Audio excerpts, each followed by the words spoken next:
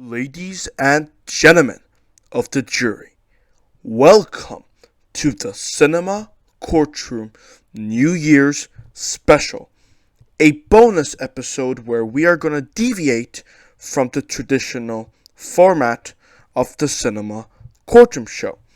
Speaking of our regular Cinema Courtroom Show, by the way, you might be wondering why there has been an inconsistency of sorts when it came to uploads lately.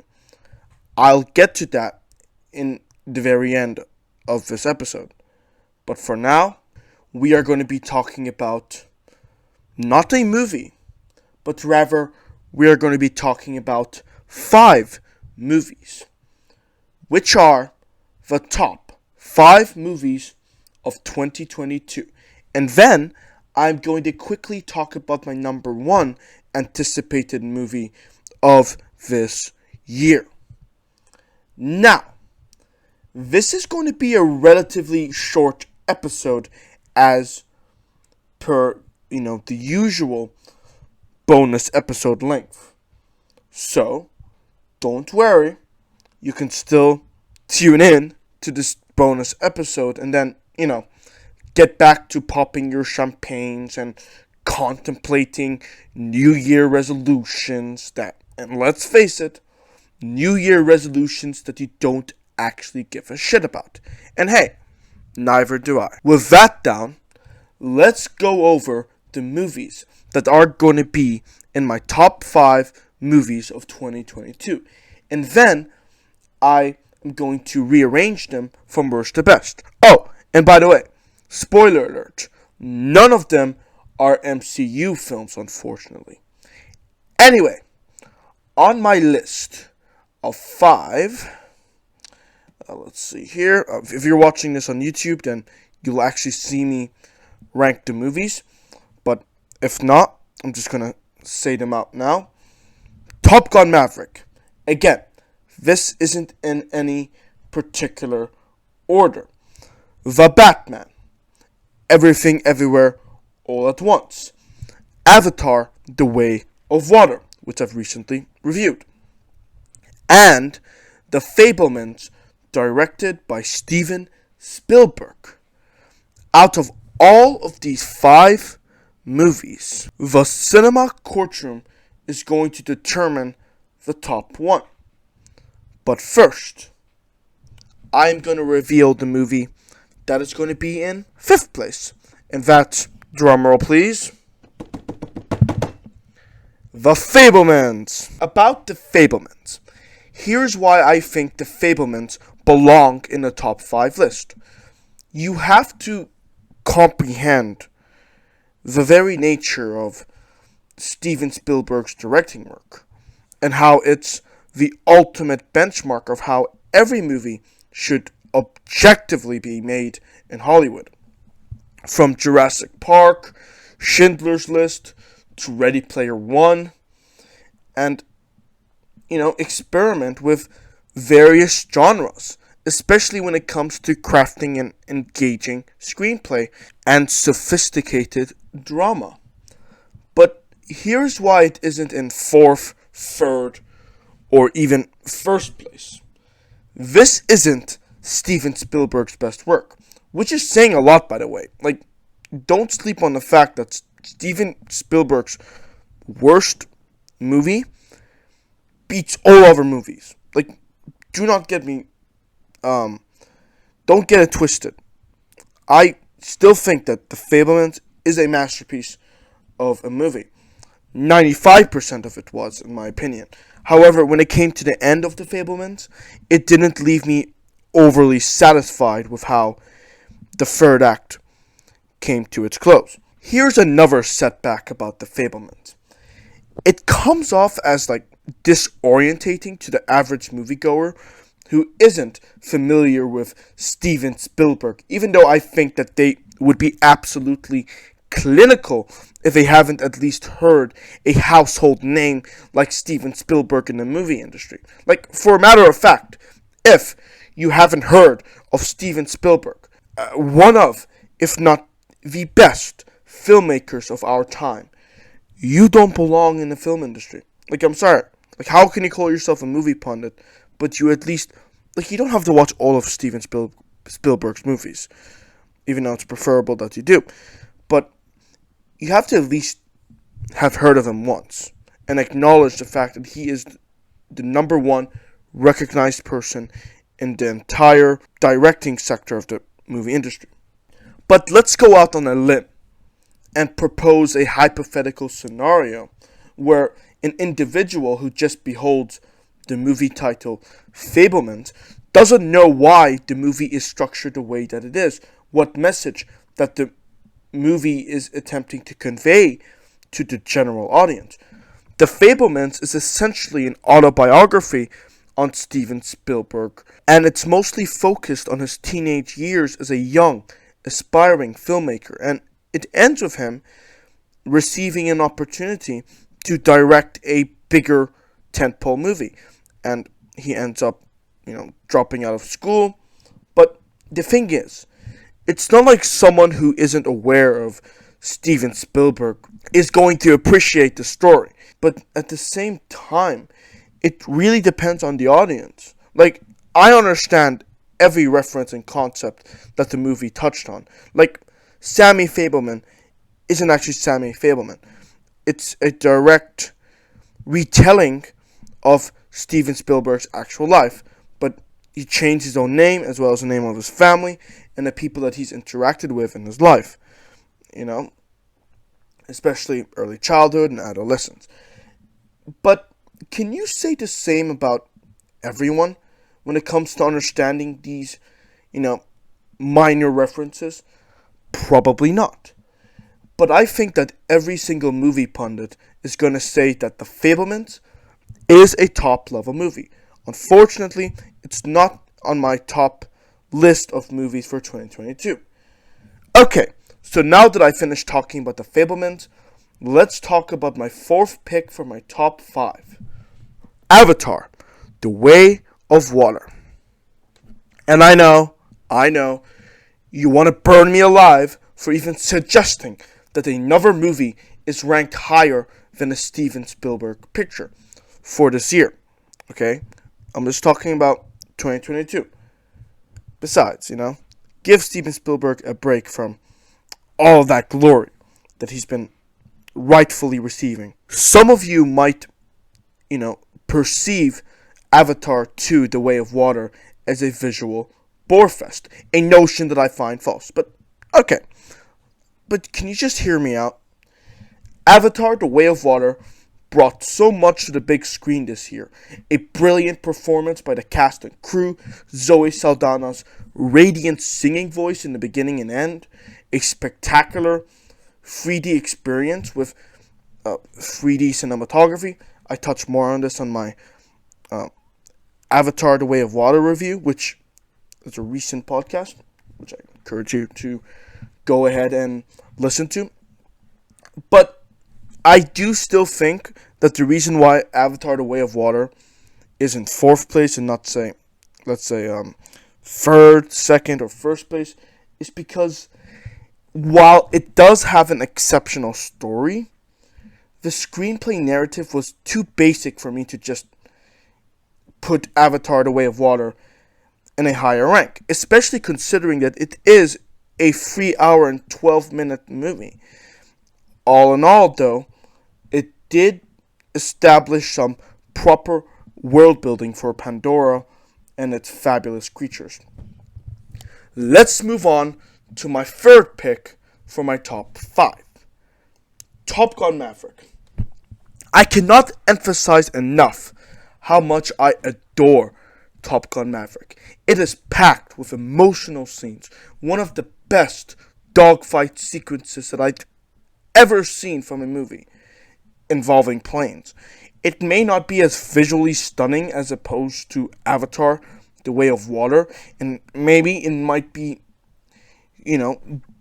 considered as, a ridiculous spectacle at times as well, but it has so much grounded screenplay, compelling cinematography, and a nuanced storyline with Pete, Maverick, and Rooster. There is a scene that just gave me chills as well. It's a scene where Pete reunites with Iceman, who dies later in the movie, and Iceman reminds Maverick that the Navy needs him because he is the only person who is fit to lead it. And also, just the notion that Top Gun Maverick ain't woke at all. Like, that just warms my heart. And also, it is politically neutral because the country that they're flying to isn't name dropped at all. And I know some people might identify that as a nitpicked flaw, but I don't. Guys, at the end of the day, this is a fictional movie. It's not meant to go into politics, unless it's, the plot is specific enough that it tackles a political subject or issue or whatever. And now, ladies and gentlemen, it is about time for us to choose between the Batman and Everything Everywhere All at Once. That's gonna be a tough one. I mean, listen, before I start ranking Everything Everywhere All at Once, because if I rank it right, like Everything Everywhere All at Once right now, then it's either going to be putting the Batman at second or first place. So, you know what? Let's take some time, and talk about both movies. And then I'm going to continue on with Everything Everywhere All at Once. So, about the Batman. I mean, as a live-action comic book movie nerd, the Batman is very appealing to me because of the fact that it isn't just a popcorn comic book spectacle, but it's generally a well-crafted movie with a well-crafted screenplay as well. From Catwoman to Robert Pattinson as the Bat Vigilante himself, Andy Serkis as Alfred, Batman just hits all the right beats.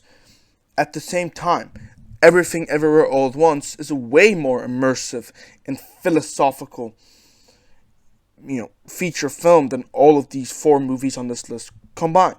It is packed with emotional beats, a conflicted yet convincing mother and daughter relationship dynamic, true and accurate representation of Chinese American culture that we don't always get in woke media. The fact that it's more of a multiverse movie than Doctor Strange in the Multiverse of Madness, Everything Everywhere All at Once, if you didn't know any better, you wouldn't have known it was a multiverse movie.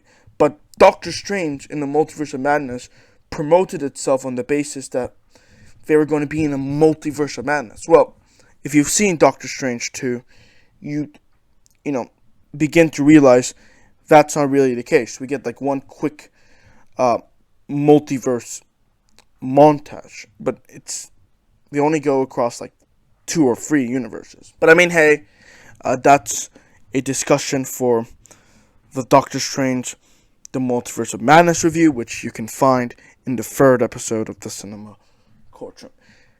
I digress to say that Everything Everywhere All at Once just felt so refreshing.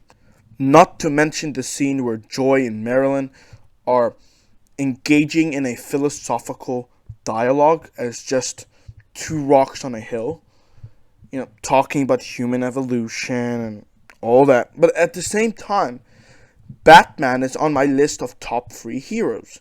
He is my number 1 DC character. And, I will even go as far as to say that even though there's The Question in the comics, and I don't know if you guys have heard of The Question, but he's basically supposed to be like the biggest detective of the DC universe.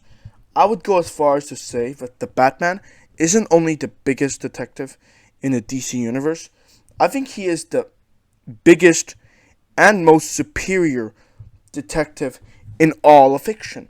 And another thing about the Batman, which I think the Batman movie portrays very well, is his compelling origin story. But we don't have to show us, just like, Spider-Man shows Uncle Ben getting shot 2 times, we don't have to show us his parents getting murdered in the alleyway. But you know what? I think I just made up my mind.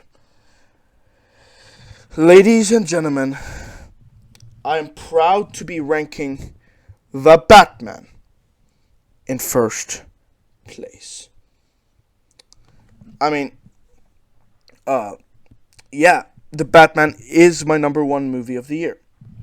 However, you know what? For those of you who are watching this on an MP4, you're going to see me put it in the first tier. So, we have Everything Everywhere All at Once at second place. But I'm not just going to put it in second place. I'm going to put it in second place right now, but I'm going to talk about why I put it in second place. And why Everything Everywhere All at Once managed to beat Top Gun Maverick, Avatar: The Way of Water, and The Fabelmans. Well, it is wildly inventive. It has culminated in a various cocktail of genres: science fiction, comedy drama, dark comedy, action, and fantasy. The characters, who are mostly Chinese Americans, are very relatable and fun as well. Every moment that we get to share with Wayman is a moment that I remember the most from this movie. My jaw dropped, and I just sat through the real credits of Everything Everywhere All at Once, like, in silence. It's like this movie exposed me to a dimension of life that hasn't occurred to me. Like, in the sense that I haven't paid much attention to it, that is. I mean, yeah, life could be devoid of meaning, but I never contemplated, such a notion, because we have this nihilistic outlook on life. There could still be meaning in, the way that we perceive relationships, love, family. Like, life is meaningless, but we could give it, our own meaning, subjective meaning. But then we have Batman, which I've already put in first place. Mukram, why is the Batman in first place? Good question, stranger. Okay, so hear me out. Everything Everywhere All at Once is a special picture, and there's no denying that. But I gotta hand it over to the Batman for their exceptional acting talent in the form of Robert Pattinson. And I hope that we could put Robert Pattinson's wretched acting career in the physical manifestation of vomit known as Twilight behind us. But another thing that makes Batman the best movie of this year is that the filmmakers, with, of course, Matt Reeves, do something that unfortunately many directors don't do. They respect the audience's intelligence level. For a matter of fact, watching this movie is a neat way of measuring your detective skills. I mean, we're talking about the world's greatest detective, and also, like, I remember watching The Batman in theaters, and I took a glance at the audience. There is this one couple, or I assume they were a couple, who are quietly talking amongst themselves about the Riddler's clues. I overheard some of that conversation because, they weren't talking, like, obnoxiously loud, but I could hear a bit of what they were saying. You couldn't help it. And those people were making guesses on what the Riddler's motives were throughout the movie. From the letters that he sent on the crime scene, for the Batman. Like, what's his vendetta against Batman? And that's why I think that the Batman is ranked higher than Everything Everywhere All at Once. Because while, yes, Everything Everywhere All at Once is so complex, everything is being explained to us through exposition and isn't just given to us through context clues and riddles, which is a good thing. But I still think that movies that involve the audience's intellectual thinking are the most effective. Okay, so just to quickly recap my top 5 movies of 2022. The Batman is first place, Everything Everywhere second, Top Gun Maverick third, Avatar: The Way of Water fourth, and The Fabelmans in the fifth ranking. Okie dokie. I just ranked my 5 movies. As we look ahead in this new year, I'm going to reveal my number 1 movie that I'm looking forward to for this year. And believe it or not, it's the movie that I'm looking forward to the most is going to be The Flash. You know what? I'm going to throw in another movie. That's not a comic book movie, but it's going to be my second most anticipated movie, and that's Oppenheimer, directed by Christopher Nolan. But no, listen, I get it. The Ezra Miller controversy and all that. I even go in length about that in the regular Cinema Courtroom show. But now that James Gunn has taken over the DCU and fired Henry Cavill lately, The Flash is rumored to be this nuclear bomb device that is going to end up erasing the Snyderverse and everything that came before it. Whether or not that rumor holds any water is exactly why I want to watch The Flash. That, and it also received positive test screeners. Michael Keaton is also going to play Batman again as well. So, I mean, there's that, I guess. And I think, because my voice is pretty tired, that just about does it for our bonus installment of the Cinema Courtroom Show. Speaking of the Cinema Courtroom Show, you might have noticed that I haven't uploaded an episode this week. By the time that you're listening to this recording, I'm actually in the middle of traveling and doing some other stuff that demands my attention, which means that I'm not going to be continuing the weekly upload schedule for this podcast until the time being, that is. Possibly for 3 or 4 months, maybe. And I know that's quite some time. I am still going to be making episodes whenever I can. They just won't be as frequent. But here's something that you should be aware of. The moment that I'm done, and that's from here on out until I get settled. The moment that I'm done recording by any chance, and then I finish editing, the podcast recording, I'll put the podcast episode up without a schedule. I might do like a 5-hour notice, but I'm just going to put it up because I know that it's going to have to make up for a bunch of upload delays. So the least I can do is just put as many as I can as soon as I can. So I hope you guys could, understand. Which also means that the only way that you can catch our latest episodes as soon as they come out is to turn on notifications from wherever you're listening to this podcast on, whether it be Spotify, Anchor, Stitcher, Google Podcasts, Amazon Music, or the Cinema Courtroom YouTube channel. So be sure to do all of that. And while you're at it, why not follow our audio feed as well? Because A, you will be helping me out as I continue to build and expand this show. And B, you won't have to type the Cinema Courtroom on the search bar ever again. Because as soon as I put the episode on, as long as you keep following the Cinema Courtroom, let's take Spotify for example. It's just going to pop up on your Spotify feed, ready for you to access and listen to, and pause and resume whenever you want to listen to it. The podcast is there, and all you need to do is just, click it and stay notified for any future uploads. So, that should be easy peasy. Thank you very much for tuning in to the special New Year's installment of the Cinema Courtroom. I wish you a very successful and productive New Year. Remember that life is short and tomorrow is never guaranteed. So, count yourself lucky, ladies and gentlemen, because you've made it to 2023. Until next time, I am your galactic judge, Mark, and I hope you have a spectacular day.